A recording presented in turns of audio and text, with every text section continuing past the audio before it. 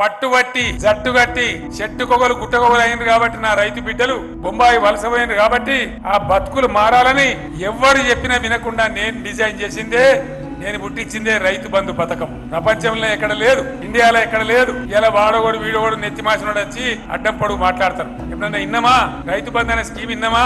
BRS government లేకముందు ఎప్పుడన్నా విన్నామా? ఎందుకంటే ఎట్లా కాలుతుండే పటాకులు కాలినట్టు కాలుతుండే కరెంటు మోటార్లు ట్రాన్స్ఫార్మర్ కాలిపోతే తీరా బోర్కు 2000 వసూలు చేయి, నేను లంచాలు ట్రాక్టర్ల మీద పెట్టుకొని పోవుడు. ఆ గోస ఎంత గోస ఎలా తీసినాం నేను తెలుసు. నేను రైతునే, ఇప్పుడు కూడా నేను వ్యవసాయం చేస్తా కాబట్టి రైతుల బాధలు నాకు తెలుసు. కావాలని చెప్పి జిడ్డు పట్టి నేను రైతు బంధు తెస్తే ఇయ్యల్ల మళ్ళా మా తెలంగాణ రైతన్నలు, మా పాలమూరు రైతన్నలు జర్ర ముఖాలు తెల్లగైతా ఉన్నాయి. అప్పులు కట్టుకొని అప్పుల బాధ తీర్చుకొని 37,000 కోట్ల రూపాయల అప్పులు నేనే మాఫ్ చేసిన, ప్రభుత్వమే మాఫ్ చేసింది. పోయినసారి చేసుకున్నాం, ఈసారి కూడా చేసుకున్నాం. ఆ రకంగా ముందుకు పోతా ఉన్నాం. ఇప్పుడిప్పుడే కొంచెం గడ్డకెక్తా ఉన్నాం.